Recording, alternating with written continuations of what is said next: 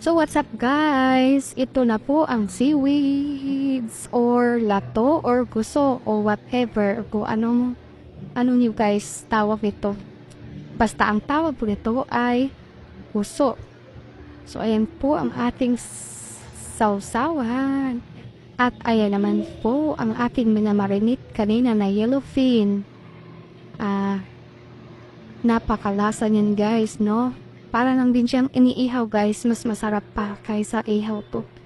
So ayan, pinasakan ko yan siya guys ng bawang sa ilalim. Kung mapapansin guys, ayan ang bawang. So ayan po, kakain na kami guys. Mangain tayo guys. Kain po tayo sa ating recipe ngayon.